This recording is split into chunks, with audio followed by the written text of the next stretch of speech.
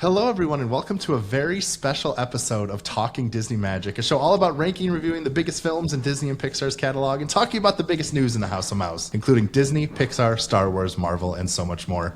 My name is Adam Bankhurst, and this week is very special because I am so excited to welcome my friend James Grosch from Guide2WDW to the show. A long time coming, happy to have him on, and for a very special reason because we get to talk about a very special event we got to go to at Walt Disney World. There was a preview of things, there was an experience of new things, and James, it's just, there's a lot to talk about, and I'm so happy to have you here for this. Oh, Adam, thank you so much for having me on, and this is a great time to talk about Disney World, the place that we met. We met a year ago at the kickoff for Cool Kids Summer, and we've been very fortunate to spend some very fun times at Walt Disney World, and right now, I've been covering Disney and Disney World for many, many years. My family started Guide2WDW in 1999, took it over in 2009, so I've been watching Disney World and going to Disney World my whole life, and I cannot think of a time where there have been more attraction updates happening at the same time, and everything is an upgrade all at the same time. So it's just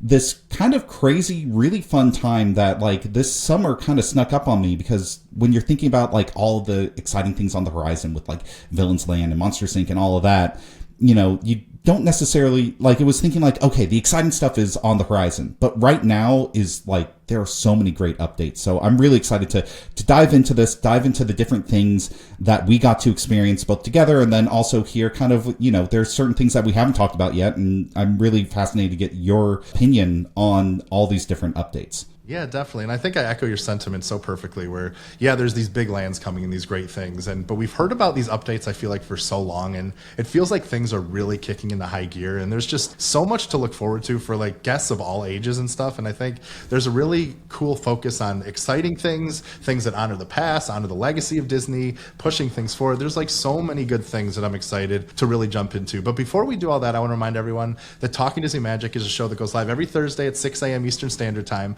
And you can check the show notes below for timestamps. You can check our current rankings of all our films, our upcoming schedule, an invite to our Discord, and anything else you need to know in the world of Talking Disney Magic. And if you want to be a part of the show and share your thoughts on all of this, so your favorite Disney movies, Disney park moments, whatever it is, you can send an email to talkingdisneymagic@gmail.com. Once again, that is talkingdisneymagic@gmail.com. And James, I know you mentioned it a little bit, but like you said, we met at Cool Kids Summer last year, which was awesome. And we've got to go on cruises and do some amazing stuff together. And I really instantly fell in love with your work and the way you handle things, and you take such a unique approach to obviously Imagineering, to technology, to things people maybe don't see on the surface but really show the magic behind things. And I just get so inspired by so much stuff you do, and it's just, that's I always tell people, the greatest thing about doing this job, yes, it's great seeing new stuff, it's doing things, but it's sharing them with people like you who really take this to a new level and help you see things that you wouldn't otherwise see. And so I'd like to just give you a chance to really tell a little bit more about your story and why you do what you do. Oh, Adam, that is very kind of you to say, and a very high compliment. And basically, that's what I'm trying to do with Guide2WDW. We started it out as a website back in 1999. My sister started it, and it was very much my family went to Disney World every year, and we were the people who had all the tips of that 1999 was when FastPass debuted. So it was okay, here's how to maximize the system. We had the tips and tricks. That was very much our lane. And for many years that was our lane. And I started making videos about Disney and Disney parks and Disney World in 2023 on a regular basis. And because that's my background, is in writing and video production and the entertainment and advertising industries. And so it's basically okay, the stuff that I'm doing for other people and other brands, I want to start doing for myself about Disney. And it very much started as that tips and tricks of okay, how can you plan a smarter vacation? But as I started to get more into it, it was just one of these things of I found more and more rewarding learning about the craft behind the magic, digging into these stories, whether it's about the history of attractions or discovering okay, Disney made this announcement. What does it mean about their bigger strategy for what they're doing with these expansions or these new exciting attractions that they've announced? What are the technologies that Disney's developing? Not only what makes this technology cool, but what will it do for the park experience for guests? So that's just been something I've been naturally inclined to start covering.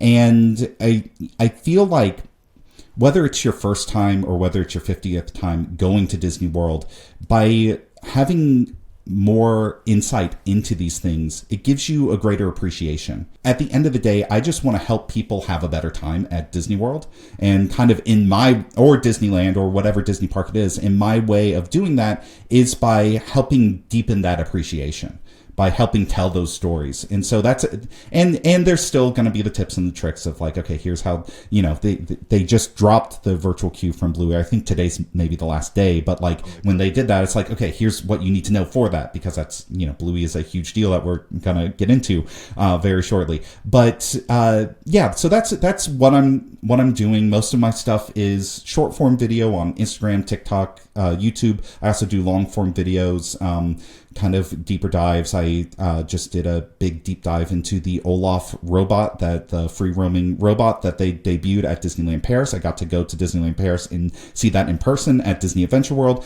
and then also interview Moritz Bacher, the lab director for Disney Research's robotics division in Zurich, and ask him basically like, okay, how did you make this robot be able to balance on a boat that's moving around? And so there are so many cool things that I get to experience and learn through talking to Imagineers, through going to the parks, going to these types of events that we get to go to. And my goal with all of this is to be able to share all those cool things with my audience. Yeah, and you do such a great job, and I think that's why, once again, I was so excited to have you on for this week, because I think where we should start is that, James and I were very, very fortunate and very honored to be able to get a little sneak peek behind the scenes at some of like the most exciting things coming to Disney World. And one of the things that we got to share together, I think we were on different tours maybe, but like one of the things we got to share is we got to see the magic of Disney animation, this new building that takes place on the old grounds of Walt Disney Animation Studios Florida, that like was responsible for Lilo and Stitch and Mulan and Brother Bear and all these things. And it used to be like a show and a tour, and it was a whole thing that kind of gave a little like peek into the making of movies. It's been gone for a while now. Like I think it closed in 2015, and now it's kind of coming back. And did you ever go to the old one? Because I don't really even remember it, unfortunately, on my end. Oh, is that something that you were familiar with? I am very familiar with it. Going to MGM Studios back in the day, growing up, and that was, as a kid, that was my favorite park. I loved MGM Studios because I was big into Star Wars, big into Indiana Jones, and just a nerd for the movie making process. And this was like before the days of DVD behind the scenes featurettes and YouTube, where it was like really easy to get access to all of this material of like, okay, how do people actually make movies? And so I remember the Magic of Disney Animation tour when it was a working animation studio. I remember going through, I think it was either when they were working on Mulan or Lilo and Stitch, but I remember them being like, "Oh, we're working on this upcoming movie. It's a little thing called Mulan," and it's just like, okay, that's interesting. Yeah, it started with this really charming short film. It's either Back to Neverland or Return to Neverland. I might be getting the name of it wrong, but it features Walter Cronkite and Robin Williams.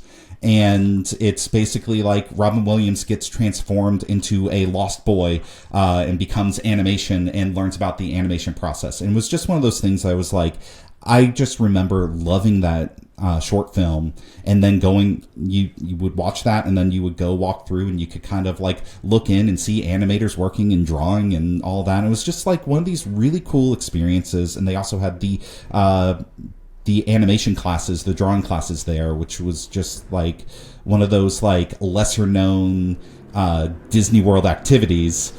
Just one of those cool things. I was just like, oh, you can go and learn to draw Mickey or Goofy or whatever that character is. So I have a lot of fond memories of that, and I'm so excited that they're bringing back the spirit of this, but in a whole new way that's like both honors the history of this attraction and makes it like just an amazing space for families.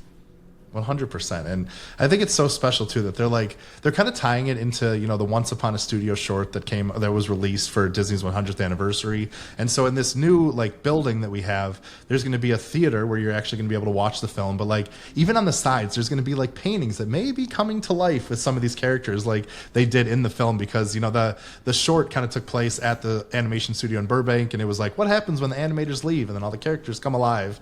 And so that's going to be there. And in addition, there's going to be a playground inspired by Mary Blair's artwork and Alice in Wonderland. There's going to be an area to meet and greet characters, and there's also going to be an area where Olaf, speaking of the audio animatronics, another one of Olaf kind of teaching us how to draw with a bunch of Disney legends.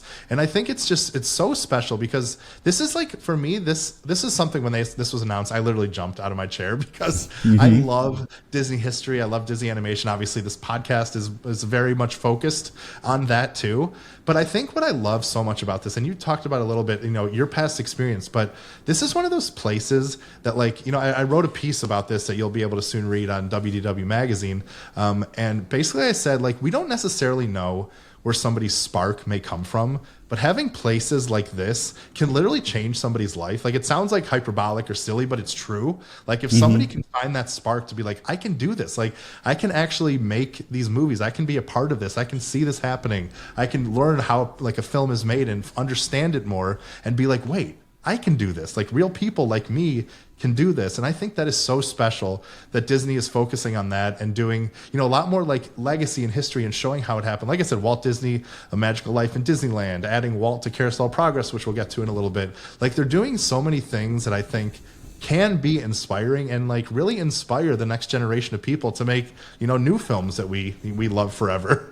Yeah, I've heard from many people in my comments saying oh, I remember that original animation tour, and that's what inspired me to get into art or get into animation or get into my career. And I also heard from somebody at Disney who echoed the same sentiment of just other people at Disney remember that tour and have that fondness for it, of just that was something really special about the DNA of that. And I'm so glad that they're returning that to the building, while it is a space that's just going to be really nice for families to hang out in. You mentioned the Mary Blair inspired playground. Getting to see that of just we should just mention that's an indoor playground. It is air conditioned. It's going to feel magical. There's going to be a table with a tea set with those kind of marbles on rails that you can kind of play with, and then there's a roller slide with Cheshire Cat's going to be above it, and it's just this thing. And they also mentioned for the parents there's going to be lots of places to sit, and so it's kind of they mentioned. And they actually, compared to the Star Wars launch bay area, they actually expanded the footprint and went into some of the backstage space and the office space to make that playground happen.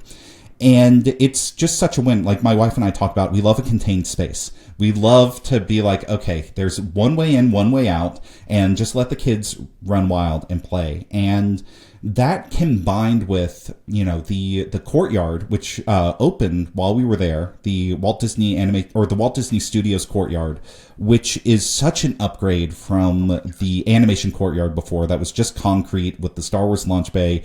That was kind of one of the saddest corridors in all of Disney World.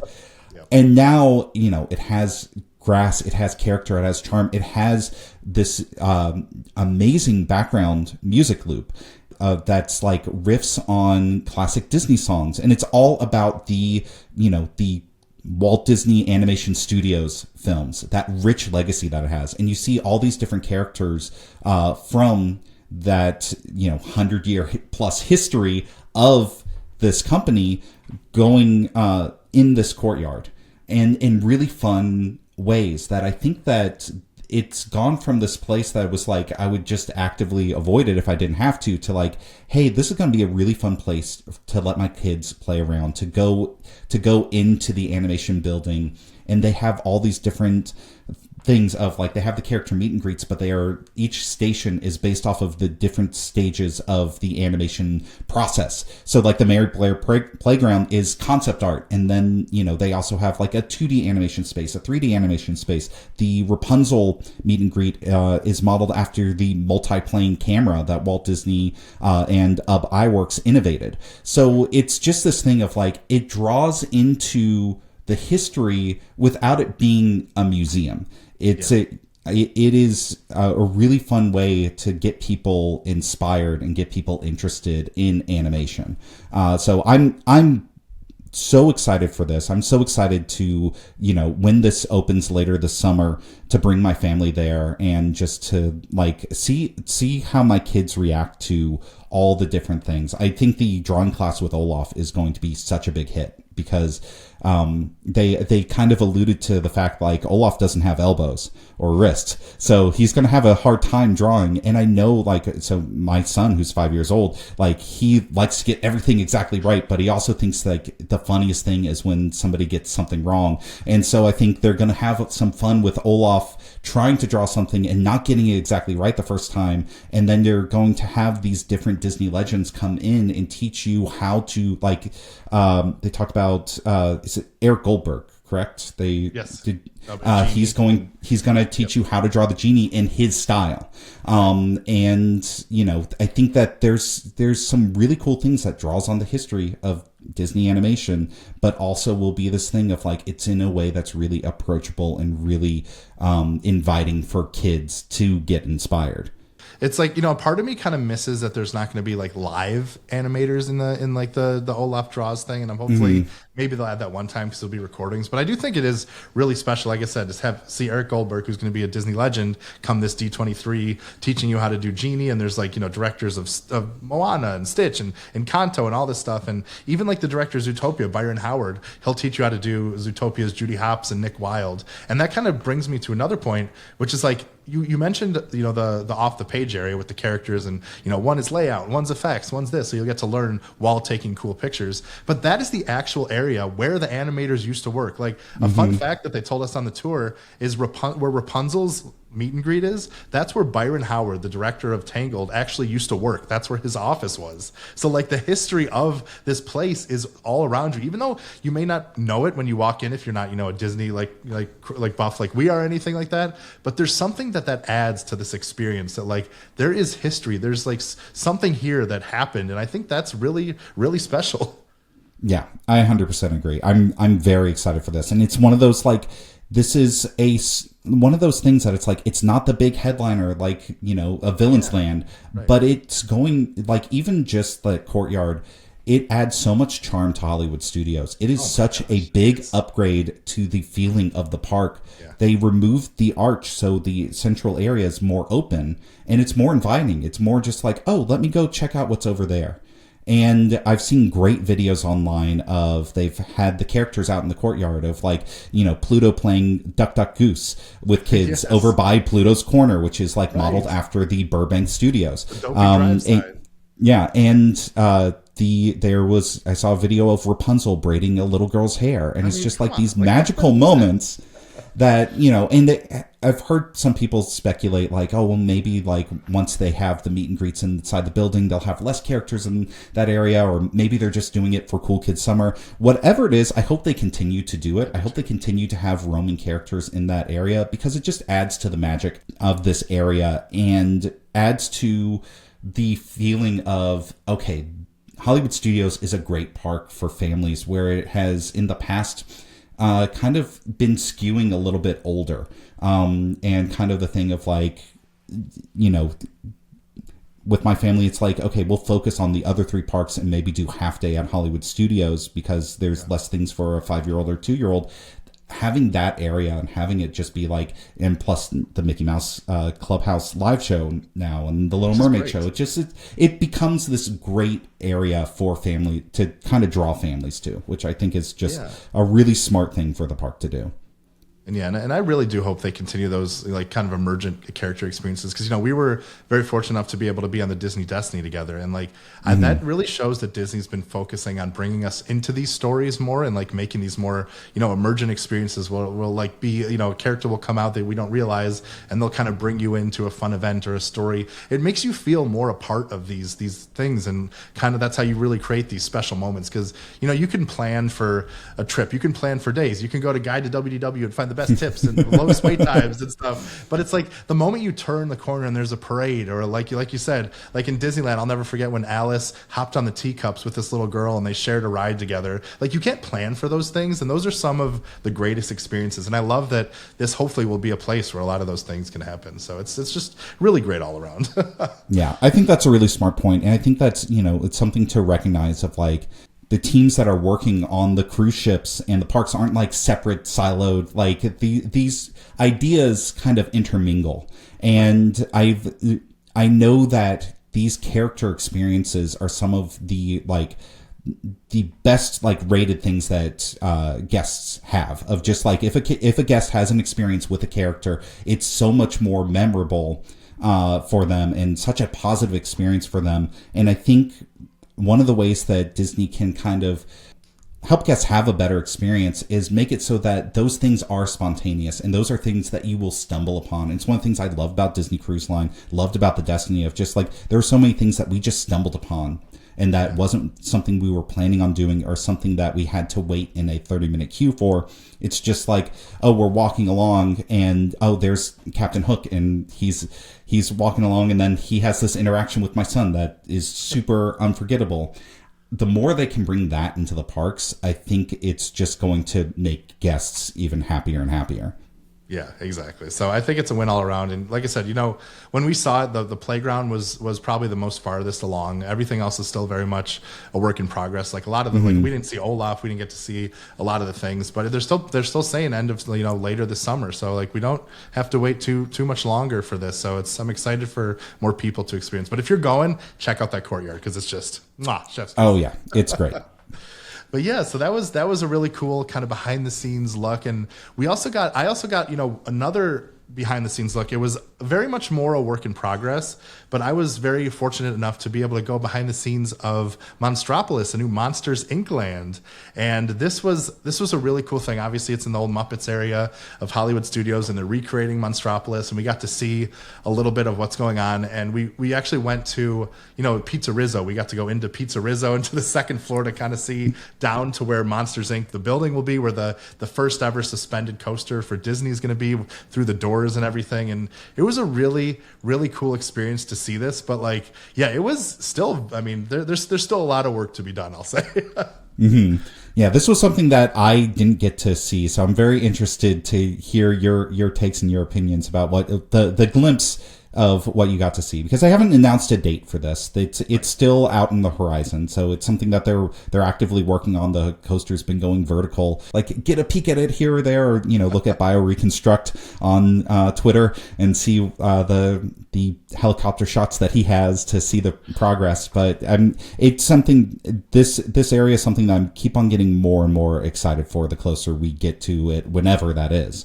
Yeah, right. And if you go, you can check coverage now on Disney Parks blog and on other sites and stuff. And they just released a bunch of info kind of about what this land is going to be like a little bit more. Like, we know officially there's going to be a Harryhausen's where you're going to get to have some sushi and live in that whole area. And obviously the whole land is meant to feel so alive. And what the Imagineers told us is they were so excited to do this because obviously, in Shanghai they have Zootopia Land. So they're basically able to create this new land, this new city, after learning a lot of these lessons that they did over there. And Monstropolis and Monsters Inc. are a perfect fit for all these things. And we kind of learned that the whole conceit of this land is that it's like Human Day, and they're inviting humans into their world because, after the events of Monsters Inc., instead of scares, they live off laughs. So to kind of help with that energy and those things, they invite people in to, get their laughs and their smiles and all this kind of stuff. So there's this whole celebration that they're doing, and they're just going to bring this city to life with I think three-headed squirrels and monster things and things happening all over the area. I think it's a really kind of cool concept that they're building for this land to kind of welcome us in story as well. Hearing the Zootopia comp, that's one of those lanes. I haven't been there. I haven't been to Shanghai to see that in person, but I've seen videos, I've seen pictures. It looks like an incredibly dense and detailed land, and just fun and kinetic and bright and colorful, which fits perfectly for Monstropolis, and I think will add a really fun different dimension to Hollywood Studios of, just talking about like another great area that it isn't just like, okay, you're going to the ride. It's another great area to walk around and notice these details and notice these fun things. And hopefully they'll have some type of, we were just talking about walk around characters. Hopefully they'll have some type of walk around characters or walk around monsters. I just did a big video on Disney's exoframe technology, which is like their exoskeleton suit, which seems perfect for some type of oversized monster walking around the land. Yeah. So I think that there's a ton that they can do. And then also just like having Harryhausen's, that's something that like was in the concept art. It's great to hear that they're, officially confirming it. That I think that's going to be just one of those, like, with all of these lands of like, you see these scenes that's like, oh, I want to like know what it's like to step into that from the movie, and Harryhausen's is a great example of that. So I'm very excited to be able to experience that. And then I think the coaster is just I'm so excited for the coaster, because that was just something of like that scene. As soon as it debuted, everyone's going like, okay, when is this going to be a ride? Yeah, right. And now finally it's going to be a ride. Like, I don't know, Monsters Inc. was like 2003, I think. Something, yeah. It's like, or 2001. It's early. 2001, yeah, 2001. Okay, 2001. And so like, yeah, it's going to be 25 plus years later, we finally get to have that as a ride. And considering with how nice and smooth Disney's recent coasters have been, I'm very excited for what they'll be able to do with this ride.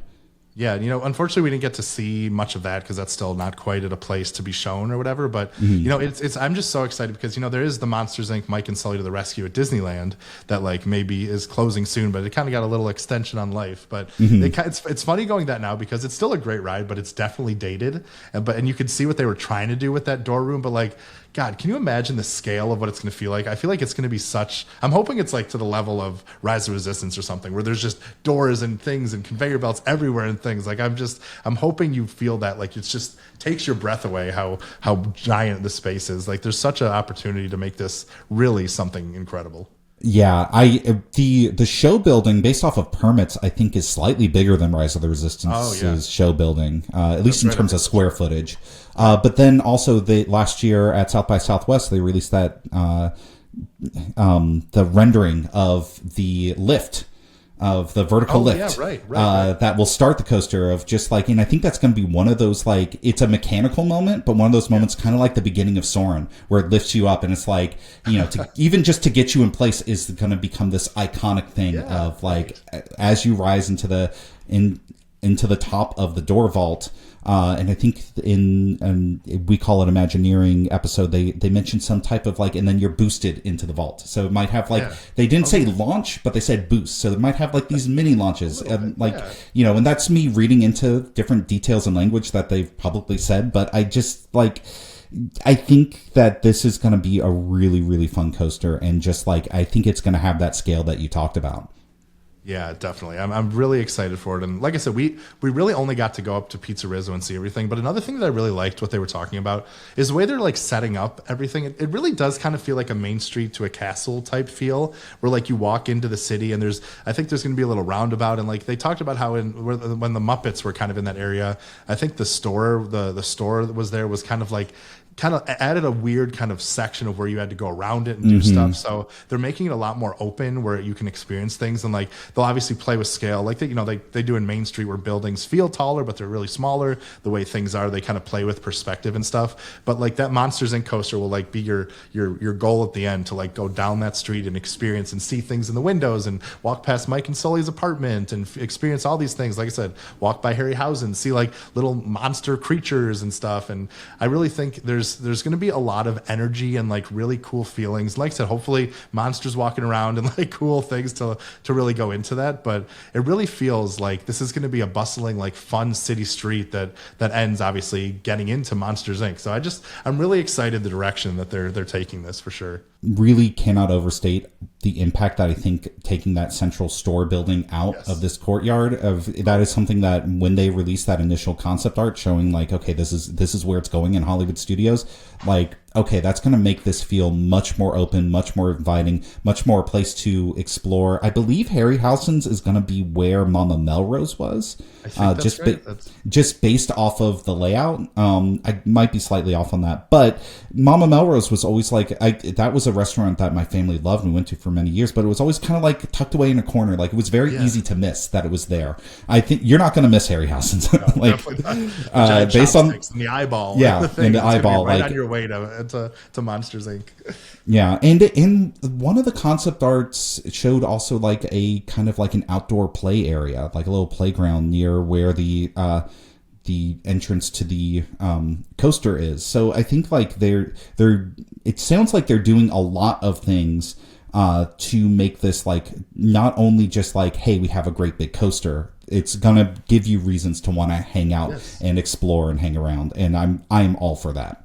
Yeah, they really talked about how, like I said, like with Zootopia, like Monsters Inc. is one of those films that like you want to see more of, because like in reality in the film you don't really see that much of Monstropolis and a lot of this. You see like that one street with Mike and Sully when they're going to work and the office, but they're like, this is a place that is alive, that like you can see how they can extend it and build this out and do stuff. So I think there's a lot of potential, and I really like the direction they're taking. Like I said, still a lot of work to be done. Like I said, we didn't really get to see all that much, but it was still cool kind of seeing it in progress and like getting this like the line of sight and see where they're kind of positioning things and aiming things and how they want guests to go and end up and stuff. It was really cool kind of getting a peek to see kind of what that was all about. So yeah, really exciting stuff ahead coming, I think.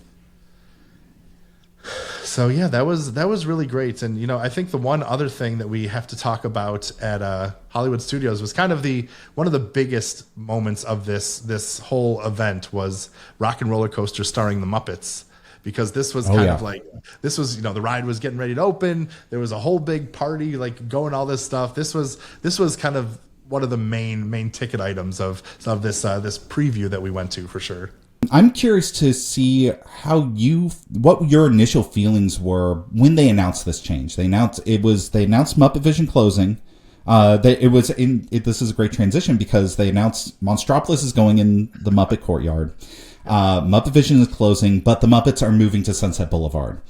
And so I'm very curious, like, what were your initial feelings about this change? Were you excited? Were you worried? Were you sad? Were you all of them? Like, how did you feel?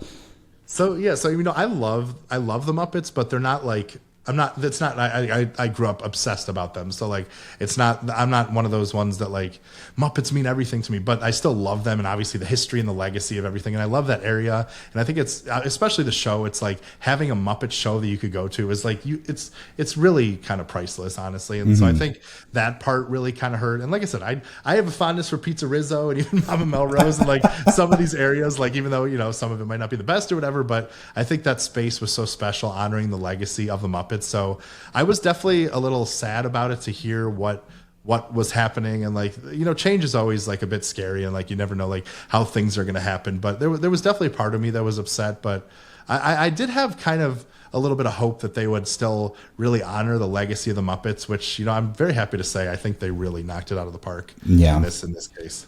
But were you similar feelings? It's similar. I definitely had much more like emotional, like personal connection to Muppet Vision, just with like growing up going to MGM a lot. I loved that show. I remember just laughing my butt off with my family. We would reference that show all the time. It became like jokes within my family. It was something that we would always do. And then I was able to take my kids on it for the first time, like right before it closed. So it was like this very like, and that was like a very emotional, bittersweet thing of just like, that show's so timeless. I think it's so perfect. Just this perfect theme park entertainment, and it has this connection to Jim Henson. So it's like, what's this thing of just like, I was very sad to see it go. And I was kind of like, okay, they need to update Rock and Roller Coaster. I'm all for that. Muppets make sense. Like, that's kind of like where I was at, of just like, but I don't know if the trade is worth it. Like that was just my personal, like, it's going to go from a Muppet show that I can bring my 2-year-old daughter to and see her giggle the whole time and reach out at the cheap 3D tricks, to a the most intense roller coaster arguably at Disney World, and a 48-inch height requirement, and something that is less accessible. And so in my mind, I was like, I don't know if that trade is worth it. And I'm really happy to say that I was like kind of wrong about this. Just because, not that it's worth getting rid of Muppet Vision. I think a ton of people are sad about Muppet Vision, but more in terms of like how effective Rock and Roller Coaster Starring the Muppets is as a Muppets attraction and as a Muppets ride. I was really taken aback by how much of the spirit of Muppet Vision lives on in this attraction. And the more I think about it, because I'm thinking about it in terms of like, Disney's done this several times where they will reskin or retheme an attraction of like going from Maelstrom to Frozen Ever After, going from Splash Mountain to Tiana's Bayou Adventure. They've done this many, many times throughout the past. Monsters Inc. is a great example of that, of going from Superstar Limo to Monsters Inc. Mike and Scully to the Rescue. I think this might be the best reskin or retheme that's ever been done. Because I think that whenever a retheme happens, even when it's successful, there is an inherent tension with the ride system and ride layout that was originally developed for another concept. And Frozen Ever After is a good example of that, where it's like, I think it works like really well, but you can see what they did in Hong Kong and in Paris when they were able to build a very similar layout, but build it fresh. And they made the scenes bigger and made the scenes brighter. And it's like a better version of that. Rock and Roller Coaster, because it is, I was able to talk to the story lead Imagineer on this, David Brescia. He described it as, they thought of it like Muppets Christmas Carol or Muppets Treasure Island, where it's the Muppets are doing Rock and Roller Coaster. So all the beats are the same. All of the, some of the lines are the same. The concept is the same of like, hey, a band is running late to their concert, but instead of Aerosmith, it's the Electric Mayhem.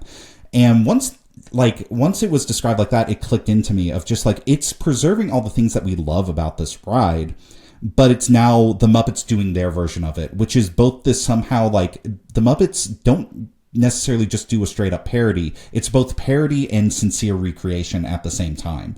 Like, there are many people that say like Muppets Christmas Carol is one of the best adaptations of Charles Dickens' Christmas Carol that's out there. And it's because it has all this humor, but it also has the heart. And I think they really succeeded in bringing that to Rock and Roller Coaster.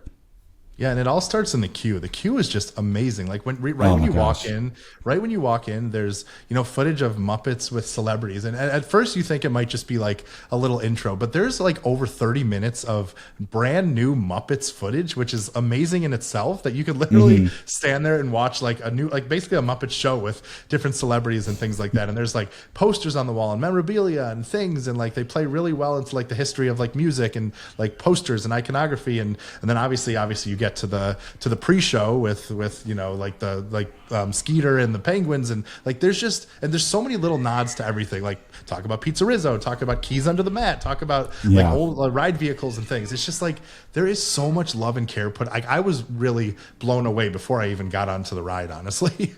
Yeah, and it carries on that Muppet Vision tradition of like Muppet Vision was a ride where it's like, okay, the pre-show is just as good as the actual show.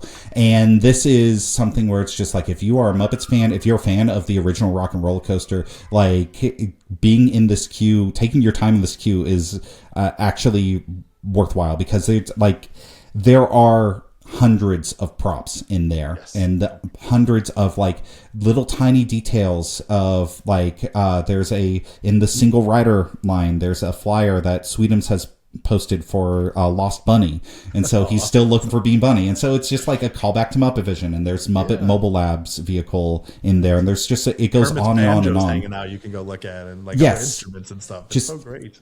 There's really, really cool things like that. And I think like going back to like the 30 minutes of new footage that they added, it's done in a really smart way, I think, where it's basically little 30-second to minute-long vignettes of like, they'll have like, it's Fozzie Bear and Weird Al, and they do a little bit. And it's just like this, it's a great Muppet bit. And there's things in that, both in that and in the pre-show, that I think people will start to quote and start to really grab onto in a similar ways that they did with Muppet Vision.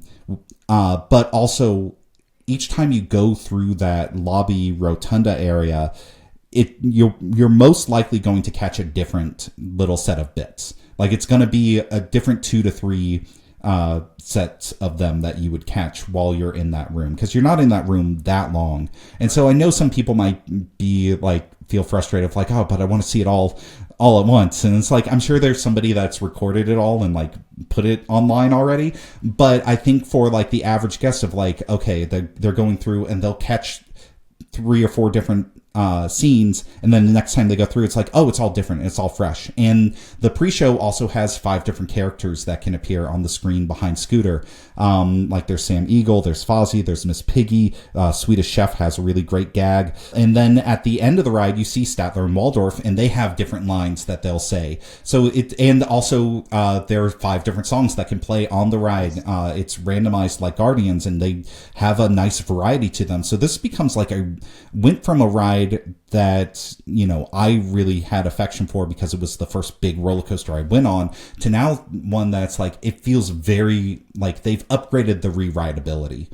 Like I know that the Aerosmith version had different medleys that would play, but they were all Aerosmith medleys and kind of would like run together. Like they all felt very similar to each other because it's the same band.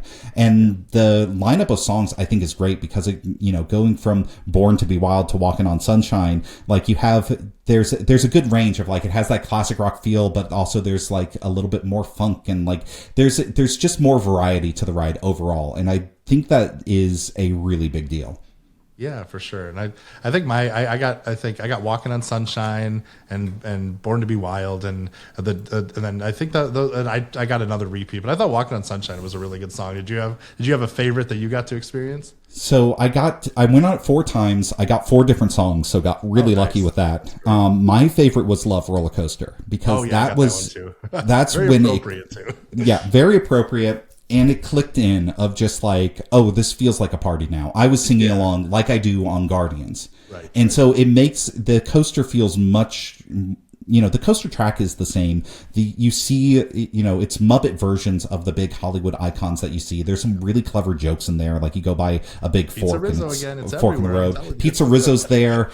There's an obligatory Easter egg, which is great. There's just a lot in there, but it has that feeling that Guardians has of like, okay, you're about to launch and then the song starts playing and you're like, oh yes, this is the one that's playing. And I feel like the song lineup here is actually stronger than Guardians, just in terms of like top to bottom. I don't think there's a bad one. The only one I didn't get was song 2.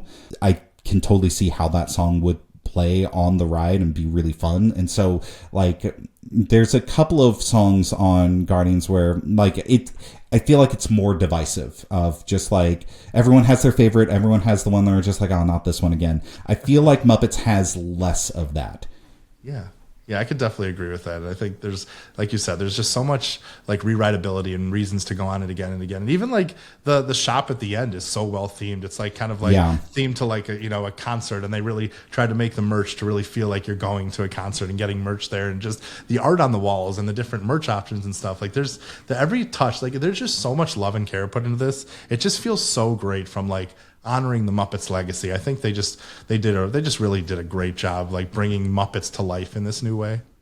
Yeah, I was really taken aback by how much I enjoyed this attraction. Yeah. Like I had very like neutral to positive expectations. I was like, oh yeah, it'll be the same fun ride, but they'll add some Muppets to it, and like, but it's still at the end of the day going to be Rock and Roller Coaster, which for many years was because I've done it so often, would be one where it's like, if I could get a lightning lane, sure, but I would skip it a lot of times. And part of that is like I have small kids, they can't go on it with me. But now with the Muppets, like I was packing up to leave after our trip, and I saw like it soft opened on Monday, like right before the official opening, and I had that itch of like, maybe I should run to Hollywood Studios and try to get in line, which would have been an objectively insane thing to do. But it's possible. It's possible. But I was like, I was like, okay, honey, can you watch the kids while I go on this roller coaster again that I've been on 4 times? Like, I played that conversation out in my head and was like, no, I'm not gonna try this one. But I had that urge to go on. I'm excited to go back on again. And also I'm excited to like get some of the merch. The merch is fantastic. And there's a great Statler and Waldorf shirt that I really have to get. So great. Yeah. Yeah, that and Electric Mayhem are so great, all this stuff. Like for me, like I will say the one like I love the ride. The one problem is like it's not one I could ride all that much. Like I did feel a little bit jumbled. Like especially I got to sit in the front row for one of the things, and like I got off and I'm like, oh my god. But like it's such a fun one. It's just like it's definitely intense. So that's like the one. Like I said, the one problem is like not everyone will be able to experience a lot of this till they're a little older. So if they have motion sickness, like there are some caveats, but like overall, I just think it's just such a win for Disney and Muppets for sure. Yeah, and this is a weird piece of advice, but they do have a chicken exit.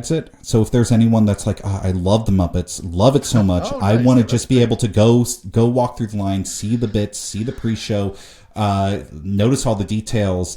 Like, it's a weird thing to say, like, hey, go in line without going on the ride, but it is such a good line, and there are so many details that, like, if you are a diehard Muppets fan, if you are a fan of Muppet Vision 3D, like, it's worth it. And then you can just talk to the cast members, and I believe it's like right at the load station they have an exit that brings you right to the gift shop. So you could just that's an option. Not like the most ideal situation for somebody who is a Muppets fan and doesn't want to go on a roller coaster with 2 inversions, but I also think like that I'm just hopeful that this project is very successful creatively. I think I'm hoping that the fan reaction that I've seen is overwhelmingly positive. And I hope that guests like keep going on it, rating it highly, and stuff like that. That it tells Disney, okay, do more with the Muppets. Yes. Okay. They can do more with more Muppet rides, more Muppet shows. Like Muppets are such a great theme park property. And the fact they're that timeless and they're ageless. They're like, they connect to people of all ages, all things. It's just like, there's that charm. You can't beat it. There's a reason they've been around for so long. It's amazing. Yeah. I believe it's 70 years, which is about as long as Imagineering's been around, which is like one of those funny coincidences. But I just want them to keep doing more. I really want them to turn that whole area into a Muppet Studios area, kind of similar to the Disney Animation Studios area. And, maybe there's a way to bring Pizzerizzo back and have it be part of that food court. Like, I would love to see that. So there's obviously a lot of fans of Pizzerizzo. So I'm really hopeful that this is just the start of something, and that this isn't just like, okay, this is chapter closed on the Muppets. Yeah. 100%. So yeah, definitely go support and do all that, because they just did such a great job. Yeah, I hope they expand that courtyard. They do that. It would be really fantastic. And it kind of jumps into our next topic, because like I said, this is change. Change is tough. All this kind of things. And there's one more big topic that I want to talk to you about before we jump into kind of a lightning round of some of these other experiences like Soarin and Mandalorian and Grogu update and all those things. But the big topic, especially for me, is Carousel of Progress. So, So, let's dive into it. Let's dive into this, because I'll take a big sip of coffee right now. Yes, right. Get ready for this one, the big one. No, so obviously this isn't necessarily part of the summer fest, but it is important to note that it will be closing on July 6th. So if you want to see Carousel Progress as it has been since 1993, I recommend going to check it out, because it is closing for a major kind of update, and it's a lot bigger than we initially thought. So they announced this already, Destination D23, if I remember correctly, and where they're adding a Walt Disney audio animatronics figure to the attraction, to the first scene. Because right now when you go into Carousel Progress, it's just the curtain comes up, there's the logo, you hear the narration. But now Walt will welcome you into the show, kind of the same way he did for the special they did leading up to the 1964-1965 New York World's Fair. And that was kind of what we thought was going to be the big change. They said they're going to update the family, but the family will stay the same. But I think a lot of us kind of thought it would be kind of a similar thing. But we have found out that they are doing kind of a major jump where now instead of it starting at the turn of the century of the 1900s and all that jazz, we're actually going to be starting in the 60s. So Walt's going to be introducing us in around 1964 as he was, very close to when he passed away. And then we're going to jump to the summer of 1969, where we get to watch the moon landing and experience this historic moment with the family. And then we're going to go to the 80s, and it's going to be Halloween, and Sarah's going to take center stage for the first time, which I think is a great addition. And then we're going to jump to the new millennium and Y2K and see how internet has changed our lives and how people are looking forward to changing into a new millennium as opposed to entering one that we kind of did in the original. And then Act 4, they really talked about they wanted this future scene to not feel dated, because I love the future scene now, but it definitely feels a little out of date. But this is something they want to set in the far distant future. It's off planet. It's going to be what could be, all this kind of stuff. So James, there's this is a big deal. It's a huge deal. I'm surprised by my emotional reaction to it, kind of contrasting to Muppet Vision, where Muppet Vision I was just sad about it going away. Whereas Carousel of Progress, which is a personal favorite of mine, of my wife's, it's one that I have great memories of going on as a kid. And I remember going on it when they debuted I think it was 1993 version with the VR headsets, and being that is the coolest thing ever. The future is amazing. And have watched it for the last 33 years of just okay, when are they going to update this final scene? So I was surprised with how, when the news broke that it isn't just because I had an inclination just based off of what they said at Destination D23 of stay tuned for updates on what John, Sarah, and the rest of the family are up to. Where it's okay, they're adding the Walt Disney audio animatronic. If they're also going to have some type of updates for these scenes, it doesn't make sense of have one of their most advanced animatronics ever and then update these scenes that also doesn't update the animatronics in some way.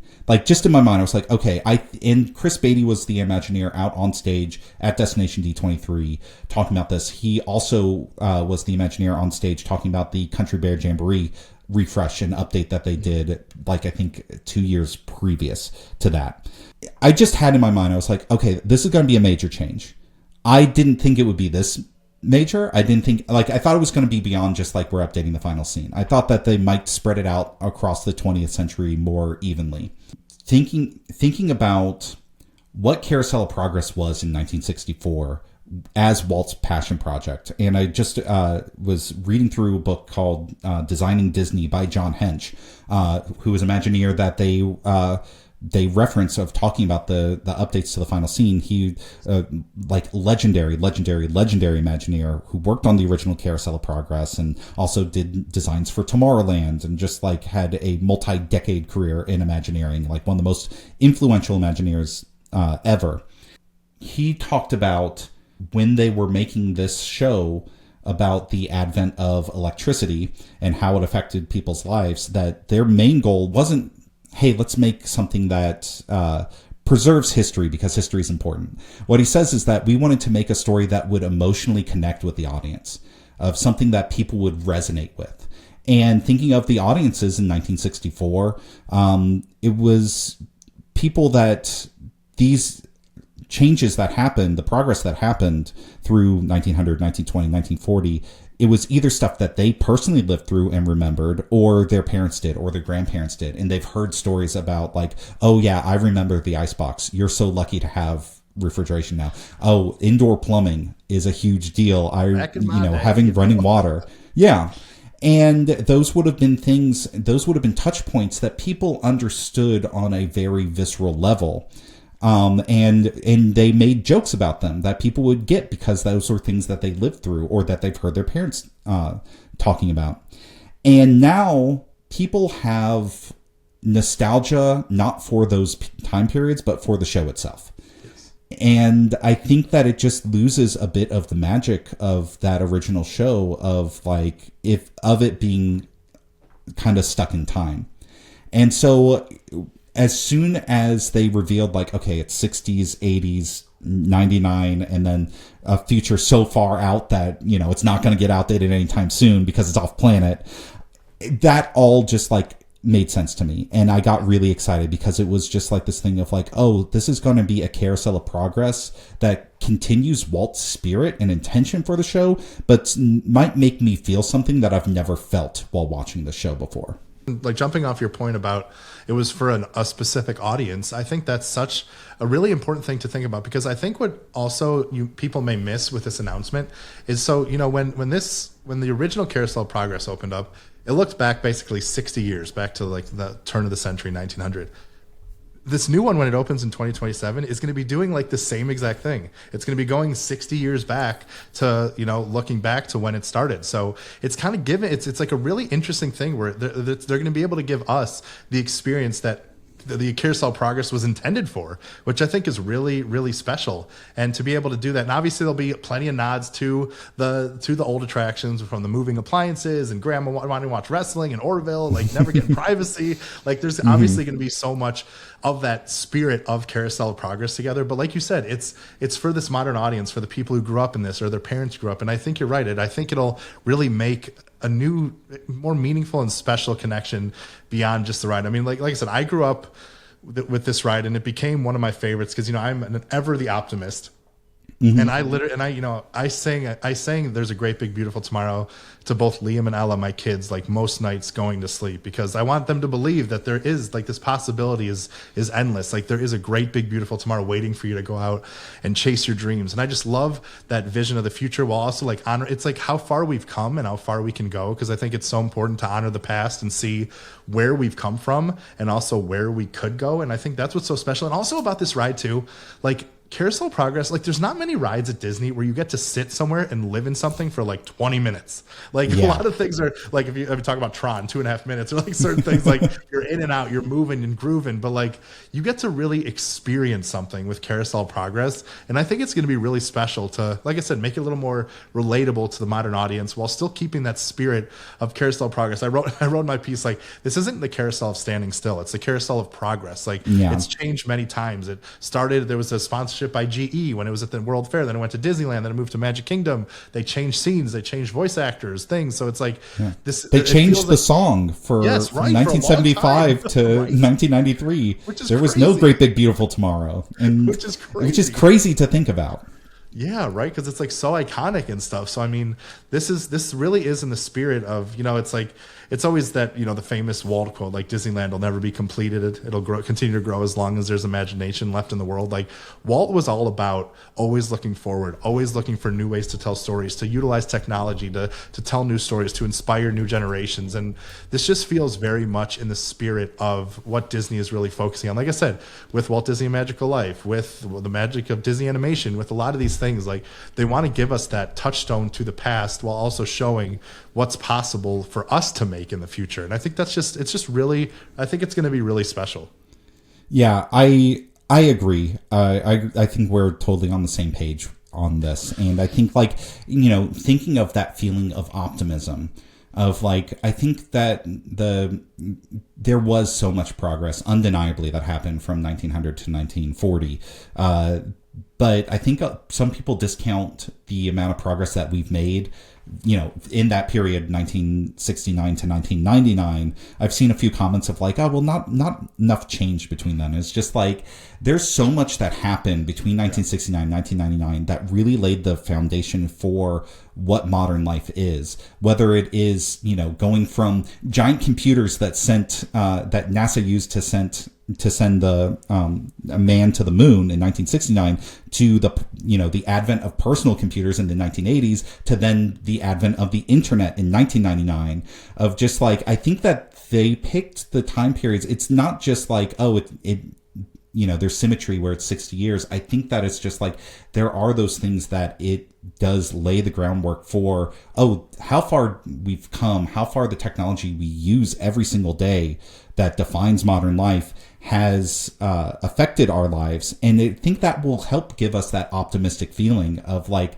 hey, things have progressed, things have gotten better, things can continue to get better, and hopefully, have a great big beautiful tomorrow looking towards the future. And there's another Walt Disney quote that I looked into kind of as this has happened of just like everyone's trying to like say like, oh, Walt would have wanted this or that. But there's 1964, there was a profile on Walt Disney in Look magazine called Giant at the Fair. And it's as Disney is preparing all these different exhibits for the 1964 World's Fair, including Carousel of Progress. And he's looking back at the first 9 years of Disneyland. And he says, since Disneyland opened, I've poured another $25 million into it. To me, it's a piece of clay. I can knock it down and reshape it to keep it fresh and attractive.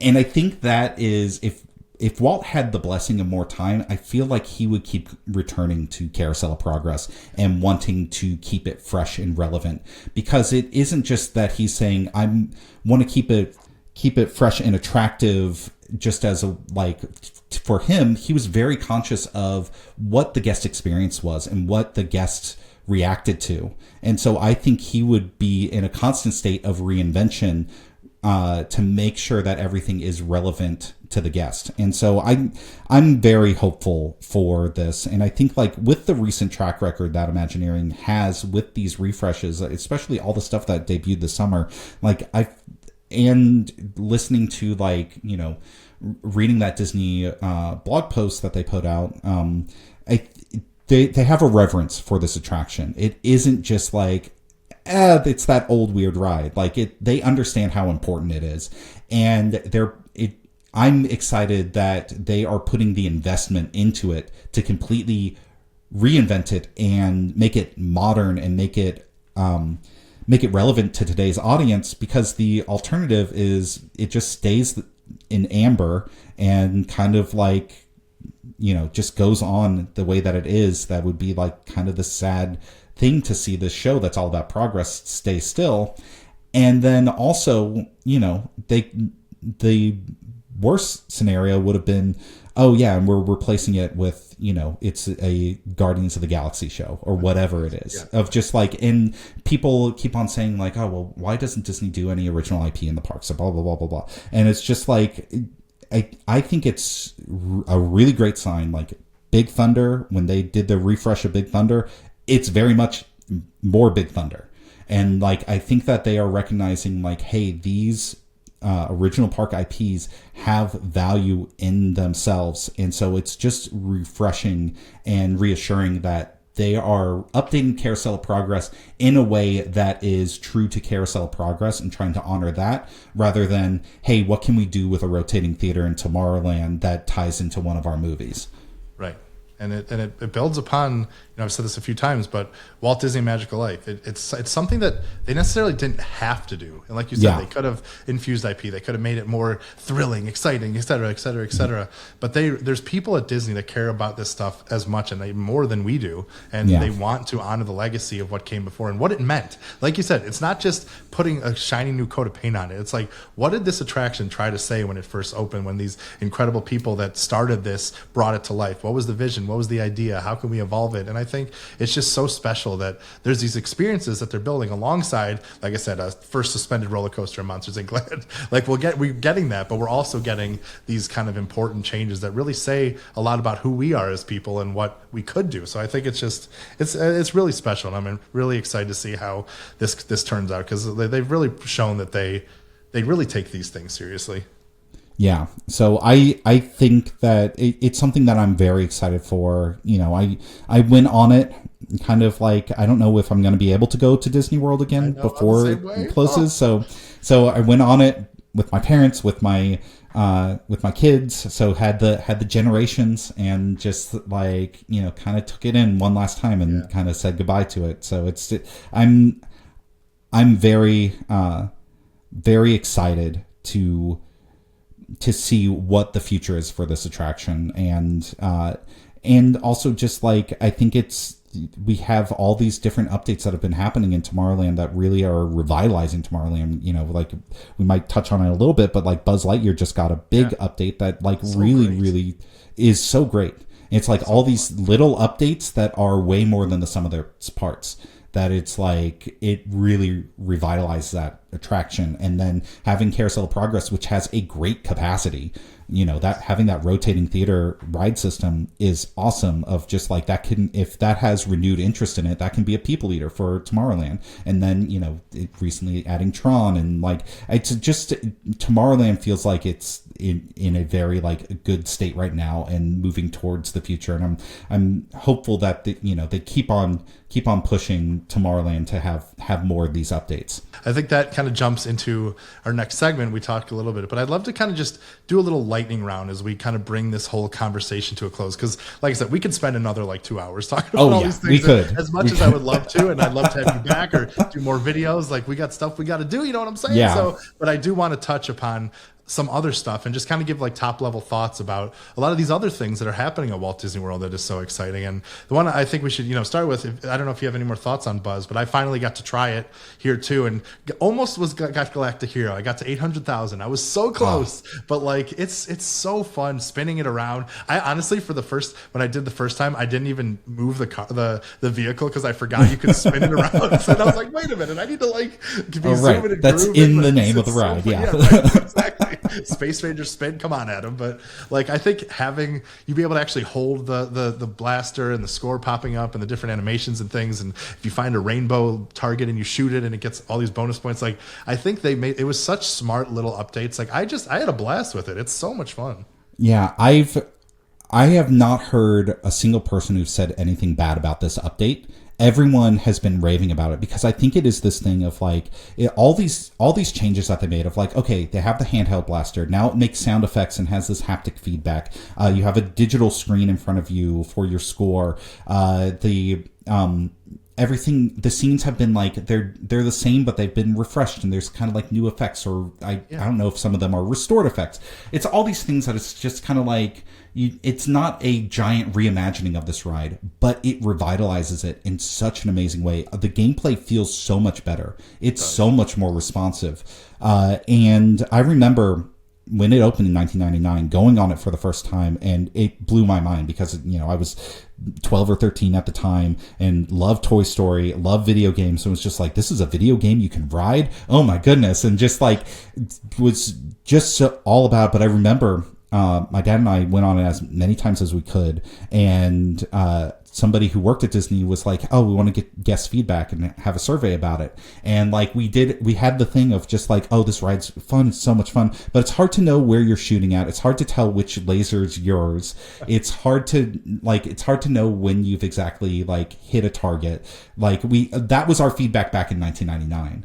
And now flash forward however many years later, and they addressed all those issues that it opened with. And it gave me that feeling of when I was a kid going on it the first time of like, I went on it and I instantly was like, I want to go on it again. I want to get a better score. I want to find those secret targets. And one of the biggest upgrades was that the room you go through, that's the big kind of like dome screen where it's like you're in space and it's like it has these things flying around. And it always felt like in that room, and maybe there was a target hidden, but it always felt like it feels like I should be able to shoot something in here, but it was never like clear of like, is that doing something? Now it is fully interactive video game and it's kind of like a mini raid where it's like these targets where it's like, okay, everyone is trying to hit them at the same time. And then if you hit like this big durable target and it explodes, you get a ton of points. Right. And it was just, this thing of like, the essential part of it is the same, but it's upgraded in such a big way that's so much more delightful and satisfying. And like, I haven't done any research into like where the hidden targets are and like how to get over 1 million. And I'm gonna check out our buddy Drew Smith's video because he's like gone through the stratosphere. He's like in like the 8 million, 9 million range. Crazy. Like, so I want to get the tips from Drew. I was just so blown away by that. It was an upgrade that I knew was like, oh, everything will be like better, but it was just like I went on it twice, and each time I was like, I want to go on it again. Yeah, I cannot wait to go on it again. Yeah, definitely cannot recommend that enough to try it out. It's super fun. So that, once again, a great addition to Tomorrowland. I think is just that whole area, like you said, is getting such an upgrade. And I think, speaking of like, upgrades and getting something new, I think the thing that not surprisingly, was like one of the most popular things, and we didn't really even get to see the real thing, is Bluey obviously finally arriving at Walt Disney World. yeah. You know, we got to see it in kind of like an enclosed preview space, so we didn't get the full experience of what it's going to be like at Bluey's Wild World Conservation Station and stuff. But man, the crowd that went up to Bluey, I swear to God, it was mania. It was chaos and mania. Oh my gosh, there is a lot of love for this Blue Healer, I'll tell you. Oh yeah. What are your kids into Bluey? How big is Bluey in your house? So Bluey was big for a while. For me, like the first episode I watched, I don't know if you remember the camping episode, like where Bluey beautiful. meets the French dog, Jean-Luc, and like they reunite, and it's a whole thing. Like it literally like changed me as a person. My heart was like, what am I watching? I was not excited. Yeah. It literally hit me, and since then the music and the storytelling and how real it feels. Like I think Bluey is honestly one of the greatest shows, adult or kids. They just knocked it out of the park. So yeah, there's a lot of love at our kids. It's come and gone a little bit. But yeah, there's a lot of love there especially from me too. Is it similar with your family? Yeah, absolutely. My daughter loves Bluey, one of her favorites. My son's kind of like, it's gone interest has like he was really into it when he was like 2 or 3, and then it's kind of like waned. Now it's come back again, and like for me, it's just one of those shows of just like I enjoy it. So if my kids are going to enjoy it, I'm going to put it on. So I've seen every episode at least 10 times. That's how like I've seen like things of like I'll see a screenshot of it and be like, oh, that's from that episode. Like I know the show so well, and it's like I think that it's something that like. If people don't know Bluey or don't have kids that are into Bluey, they might see like this experience and go like, oh yeah, it's for kids, whatever. But I think it is a really special thing of like they took specific games from the show because this show is all about, okay, what are the different games the kids are playing, and what in learning through play and emotional intelligence and empathy and all these beautiful lessons that you learn through play and bubbles. And it's just like it's all about the magic of childhood. And so it's like, okay, they take these things like Magic Asparagus or Keepy Uppy in these games, and it's like, hey, your kids get to play these with Bluey. And as a dad, that was like seeing my kids just feel like this is the most magical thing, even in this like preview environment where the first time it was like it was mania, it was Beatlemania for Bluey. As a dad, I was like, okay, this is great. This is the type of thing that I would make the train ride to Conservation Station to do to get my kids. And I think like, some people go like, it's a kind of a weird fit in Animal Kingdom. Like, it's anthropomorphic animals. It's more about like their humanity rather than them being animals. But also just like it's all about empathy and emotional intelligence. And I think that's so important to the message of conservation. I haven't seen it in the context of that, so I don't know, like I can't speak to like how well that message comes across. But there's part of me that's like, okay, this is a better thematic fit than I think most people realize. Yeah, and then they also have that new shared place for where kangaroos and wallabies will be going around, so you'll learn more about, like I said, Australia and then like the ecosystem and nature. So like obviously there's that easy tie-in and stuff like that. But yeah, I do think they are trying to at least put a little thought into thoughtfully how to merge this whole thing into everything. And yeah, I'm excited to see like the real space. We unfortunately weren't able to see it when it happened, but it's an interesting to see how the train works and the virtual queue. And I know it's changing and stuff, but that's like a whole nother thing where it's like kind of a separate area and whatever. But I mean, I just know the excitement is just like at Disneyland. Like this, people just can't get enough of Bluey, and it's wild. Yeah, similar to the Muppets. I'm hopeful that like I think there's more that they could do with Bluey. I think that Bluey has like a really great core to it and great storytelling that like I think it could be one of those things that endures. So I think that there's more that they could do with Bluey, and maybe could be great. But I think for right now of like, okay, getting these characters in the parks, and like we also got to do a preview of the magic shots that they have with PhotoPass, and those were great. They were great. I don't post. I don't post pictures of my kids on social media. Those pictures were like, I'm so tempted to, because they just like it's my kids dancing, and like the way that they put in Bluey and Bingo in those like dancing with my kids, just like the most adorable pictures I've ever seen. So like even if you don't make your way out to Conservation Station, like they have merch, they have food. The fairy bread is incredible dessert, and the photo pass.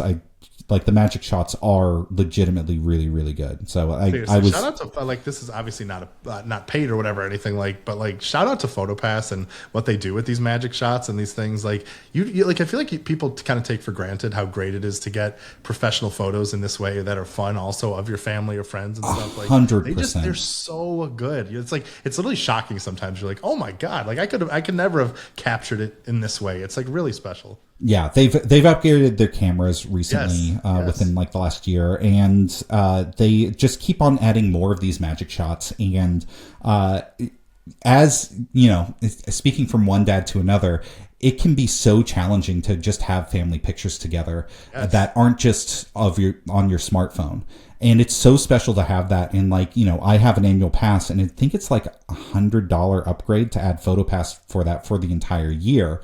And that is like the best $100 I ever spend, because we go to Disney, you know, we go often enough, but also just like we get all these great vacation memories that are like professionally taken. That it's just like, I've tried to do the like, okay, we're going to do a Christmas card. We're going to all get dressed up and go to this place or hire a photographer. And it's always like $200-$300 plus. And it's always like, it's hard to coordinate with kids so little, but it's always something that we look at and it's like, hey, we need to have more pictures taken. So it's something that I love that Disney does. It's something that I think more family, like I think families should take advantage of, because it just they keep improving it. So like I'm a huge believer in that. And then I put them in our, like, we have some digital frames in our kitchen, and it's just always like this nice thing to like load them in there and then just like have a nice memory of like, oh yeah, this was, you know, last year and we did this. And yeah.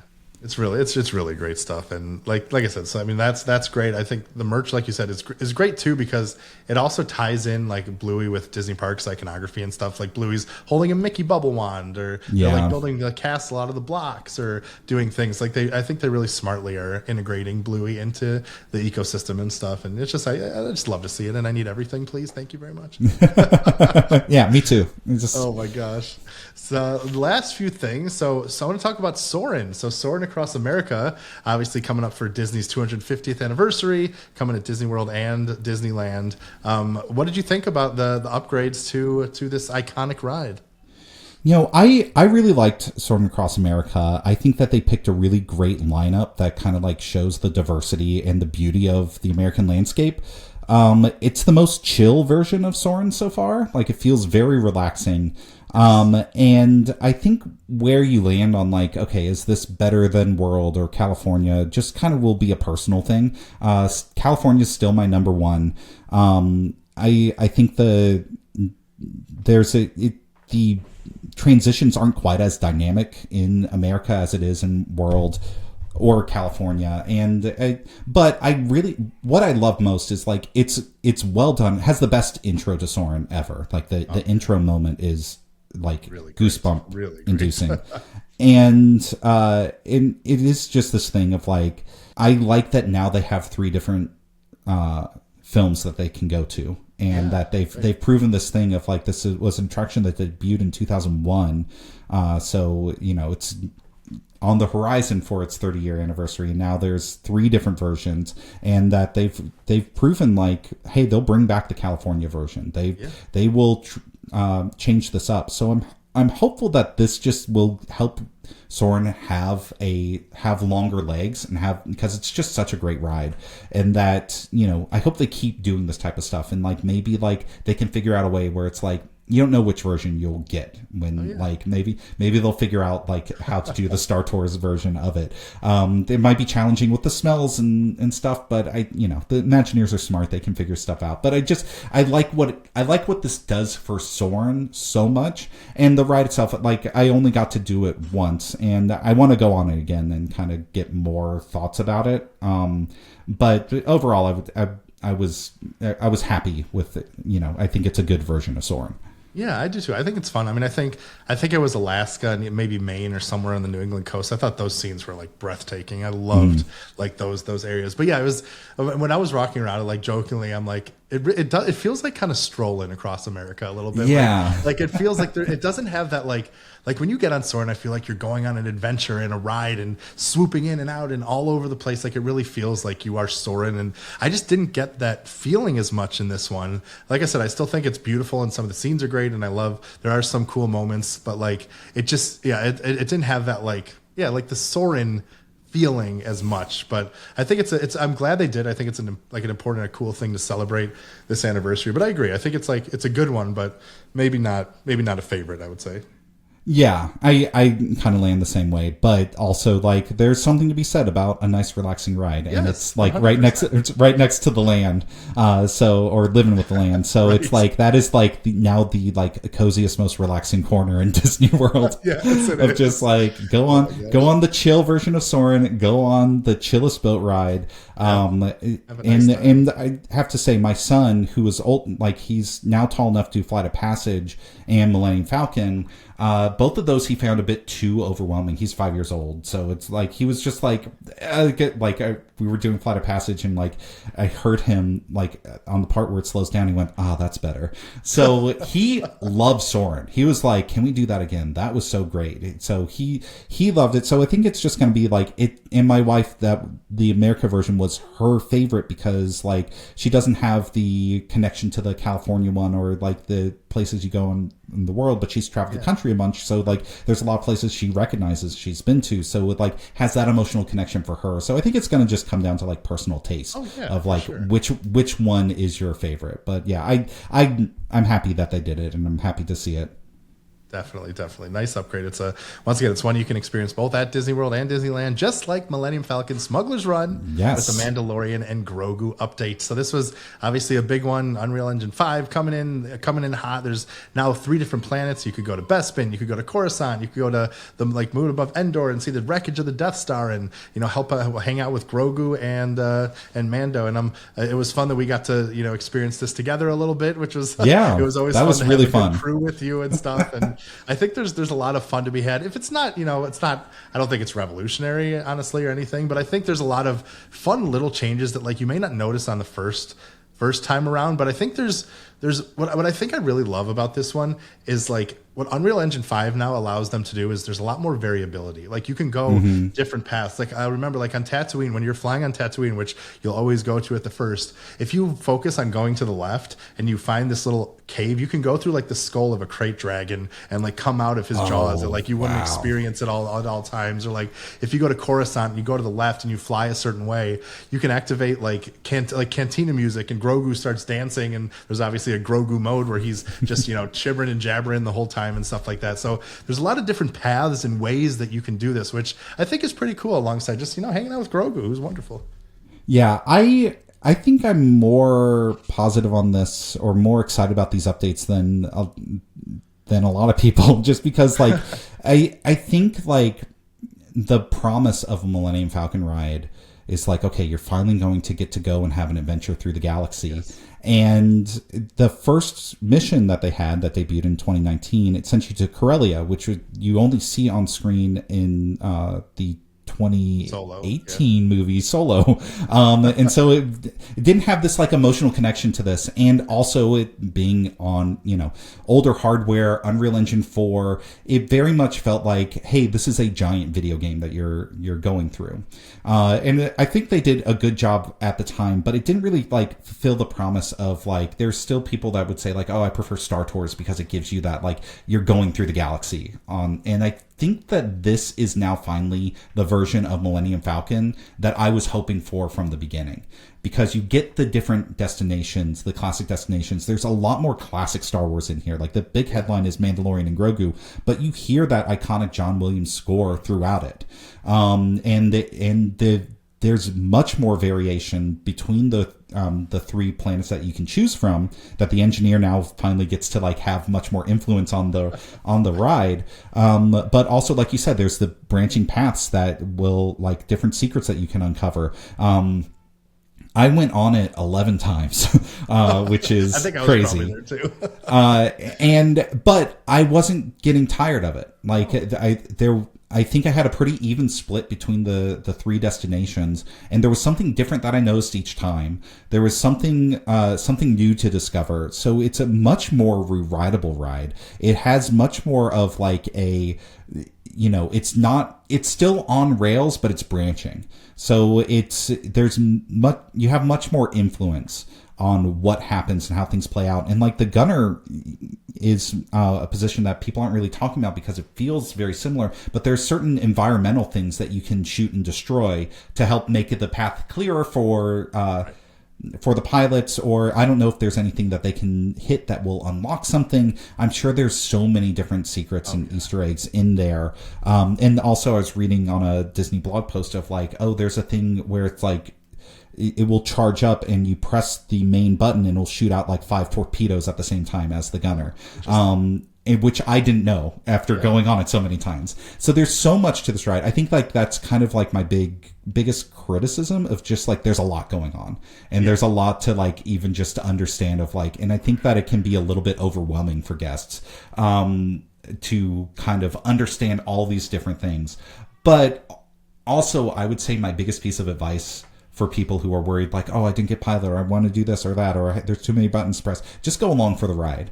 Because I feel like the first version of the mission had a lot of this, like, are you getting the coaxium or not? And that was like as far, and are you crashing into stuff or not? Or are you hitting TIE fighters or not? Like, it was a very like binary interactivity to it. Otherwise, the ride was the same. This feels like very much of like, the engineers, you can get crates and that does like help your score, but also you're just going on, if you just look at it as like, I'm going on an adventure in the Millennium Falcon, I'm going from Tatooine to these different classic Star Wars destinations, just go for the ride. And I think like those other things of just like, these are the secrets to unlock are for the sickos like you and me to like really dig into. And I think it just makes it a much better ride than it used to be. So like, it's one that I'm like, it's kind of like this thing of like, there's so much in there that even after 11 times, I'm like, I did not, like I was going on to be like, I'm going to uncover every little secret. I still feel like I scratched the surface. For sure. Which is a great thing to say about an attraction that's going to be there for years and years and years. So I'm excited about what this does. And then also it just looks way better. Like just straight up looks way better. Unreal Engine 5, they're able to use assets that they used on set on the Mandalorian in the volume so they're using assets directly from ILM. It gives you much more of that I'm going through a Star Wars movie feeling than the original did.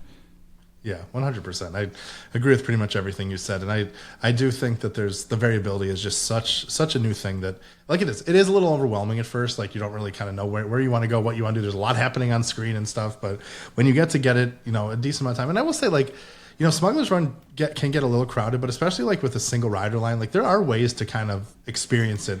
Like a lot of times, and especially less wait times in like Rise of Resistance or something like that. So I think it is cool that will be a chance. Like it's not like a ride that always has like a 3-hour wait or something. So I think that's nice and all of it. And I think the additions are fun, and I think Grogu's cute, and like seeing him pop out and dance and cause mayhem and mischief and stuff is always a joy. So I think overall it's a very positive upgrade. Even though I do miss, there was like this one part in the original where like you fall off like a kind of like an overhanging cliff, and you really get that. And there's like a little bit of that in these new things, but nothing to that level. So like that big thrill, I think, is gone a little bit. But like overall, I think it's a very, very positive upgrade for sure. Yeah. I totally agree. That was like the one moment from the original version. I'm like, there's not something that quite has that like big theme park moment. Yeah. But there are little things here and there. There's some fun callbacks to Star Tours. There's some really cool like Halcyon reference for Galactic Star Cruiser. Yeah. So Coruscant, there's some things.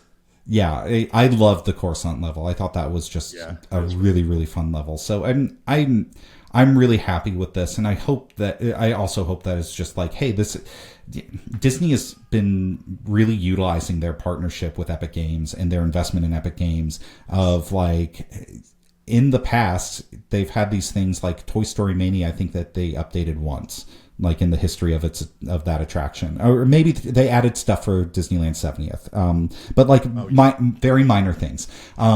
Whereas, like, there have been these things where it's like the promise of this is that it can be continually updated and they can keep it up to date. And, like, I think them partnering with Epic and having these Unreal Engine powering all these different experiences really has me optimistic that it's like, hey, this won't be the last mission for Millennium Falcon. If it is, like, I think it's in a really good state, but also I could see them go like, hey, and now we're adding something for Starfighter when that comes out. Like, I could, because I think that Disney released a really fascinating episode of Unscripted on, I think it's either the Disney Parks YouTube or the Imagineering YouTube, but it's basically showing like the last few weeks of them trying to program Millennium Falcon and get it ready. And it's really fascinating because it shows a lot of stuff where it's like, hey, here's this bug and this thing isn't working, or here's it, like, we thought we solved this thing and now for some whatever reason the sound is playing and it isn't doing that. And it shows all the work that they were doing behind the scenes and in the simulators to make this happen. And I think Asa Kalama, who's one of the Imagineers leading this, said that it was like they were pitching this stuff and talking about ideas about 18 months ago. Yeah. So that's a pretty short timeline for this. And so I think that Imagineering's been working at a really fast pace for these type of updates that we've been experiencing. Like Muppets was closed like less than 3 months. I know, and I know there's a lot of like planning and stuff that goes into making that happen.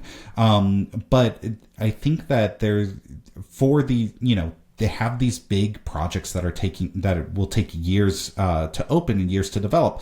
But I think it's a really smart strategy for them to have these refreshes that they can put online much quicker that have meaningful impacts on these attractions. So I'm really I'm excited about Millennium Falcon. I want to dig in and find every little secret, and I now need to see that crate dragon because I missed that. Cool. that was a really cool touch. So definitely recommend that. But yeah, just definitely check it out. Really, I think a really strong update that adds once again a little new life to some of these attractions that are worthy of your time and stuff. So yeah, that was it. And then I think I finally got to try Big Thunder Mountain Railroad, and like I said, not a ton of thoughts, but I think the new upgrades are really great. Like I love the cavern. Mm-hmm. I like the gold moment at the end. I mean, I think it just makes a ride so much more fun, and I thought it's a nice upgrade. I don't have the biggest connection to the ride, so I don't know if you have more thoughts to say on it or whatever, but I thought it was like I think they were good, meaningful upgrades that, like I said, don't fundamentally change anything, but add to the overall experience really nicely. Yeah, I really like this update. The new scenes I think are great, and I think like it's really great that some people are saying, oh, they should add the dynamite scene from Disneyland, which is a great moment. Yes. Excuse me. But I like that they figured out something different for Disney World. Yeah, and now I was just in Paris and got to do the Big Thunder there, which I think is probably the best version of Big Thunder. But each of the Big Thunders have their own identity and own kind of spirit and story of, at Disney World, it's like this flooded town.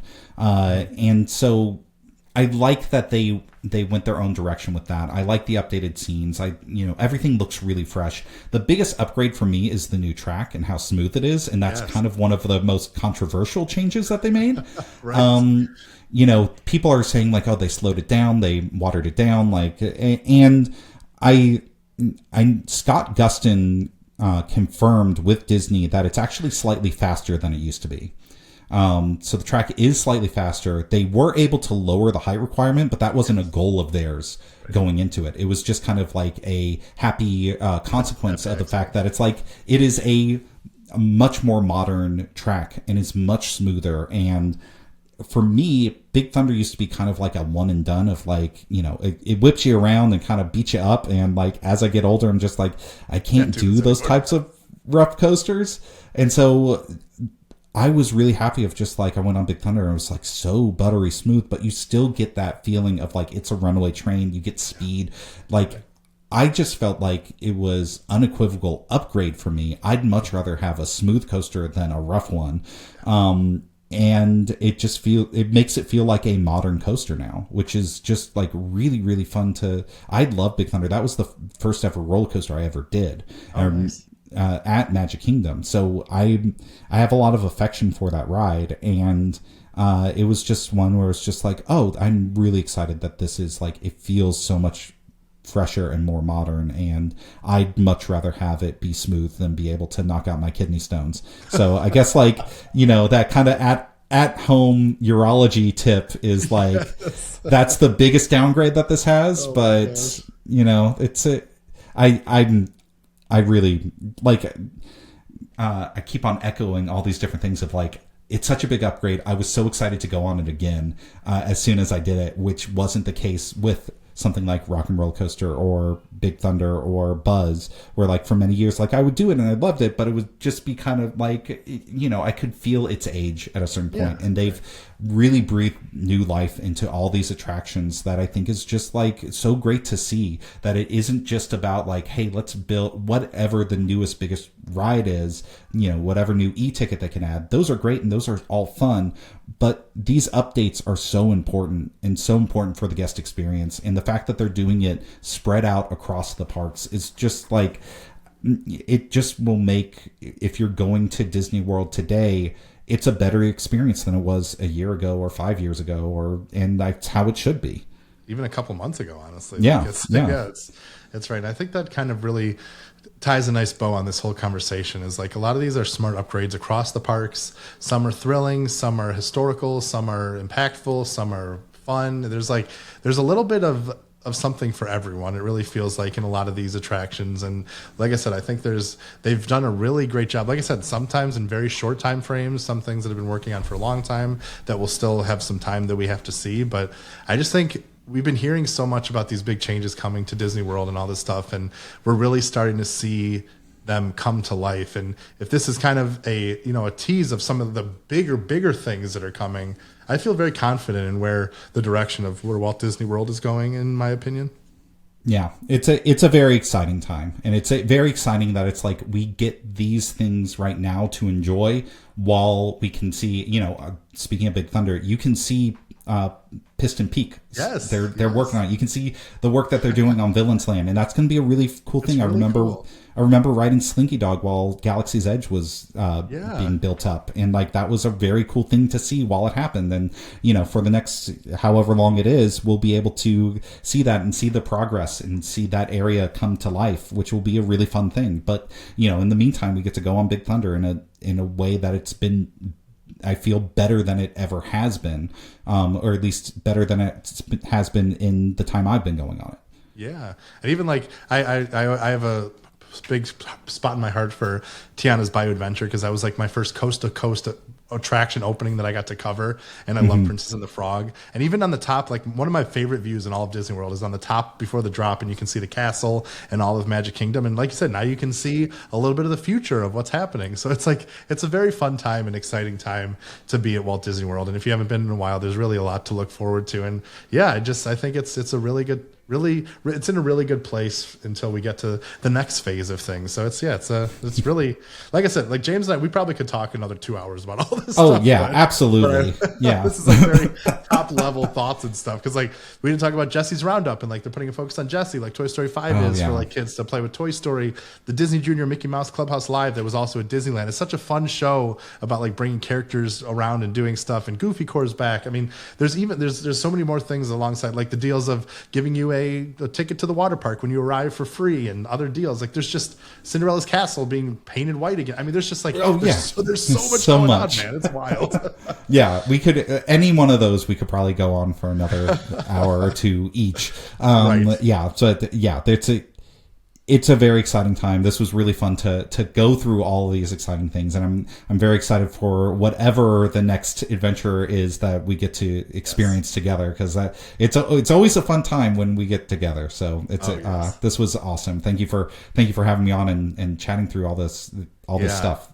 Yeah, thank you, James, so much. Like I said, it's all about the people, like the people at Disney, the people we get to share these experiences with. It really makes such a difference. And like that's what I love so much about this community we're in, like these partners in media we have, like it's not people trying to one up each other and compete. Like there's so much support within this community and raising everybody up and doing things and making each other better and like celebrating these moments in this thing that we love so much. And it just makes it so much more meaningful and like gives that reason why we do what we do, because it's not just attractions, it's these feelings that we create, these memories and these bonds and things. And it's so special to be able to share that like with you, James, and like see how like amazing work you do and all of our other friends and other stuff. And it's also fun to just be able to do this. Like I feel like at events we're always running from place to place and doing stuff. So being able to just sit down and talk has been a real pleasure. So thank you for coming on and doing this, James, and for all the work you do. It's I'm excited to see what's next for you and for all of us. There's a lot of fun happening.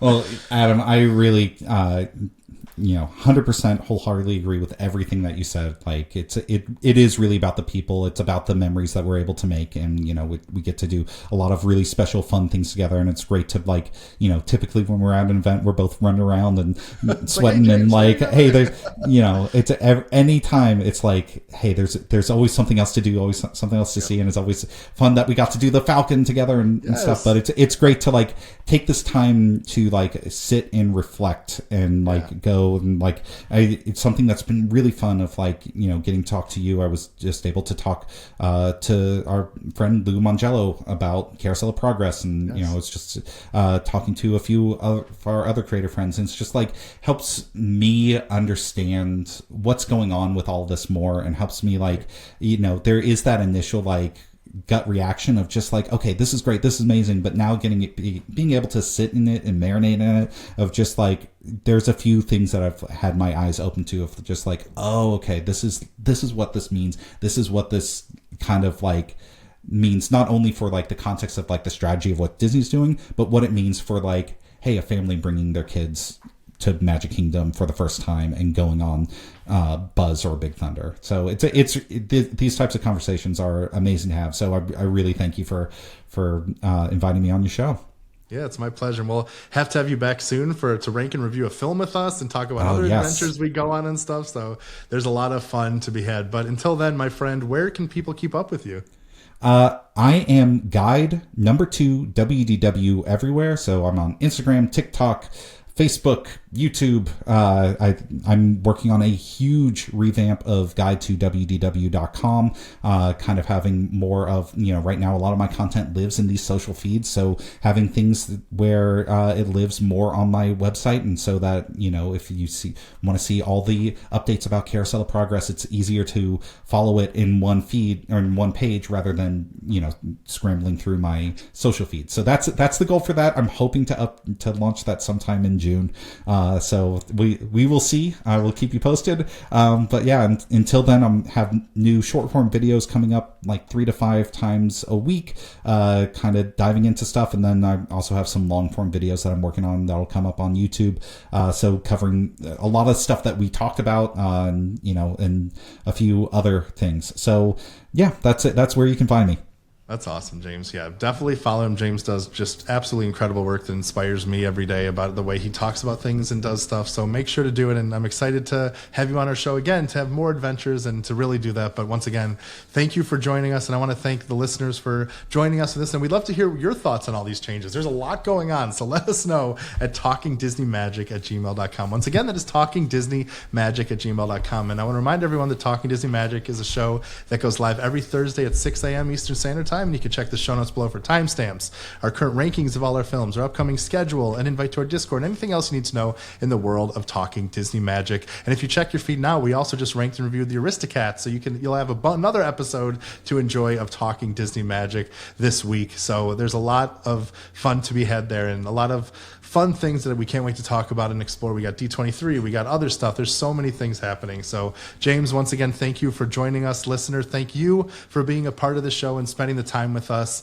And honestly, I hope you have a great day and or night and a magical week, and we will see you for our next adventure. Bye, everybody.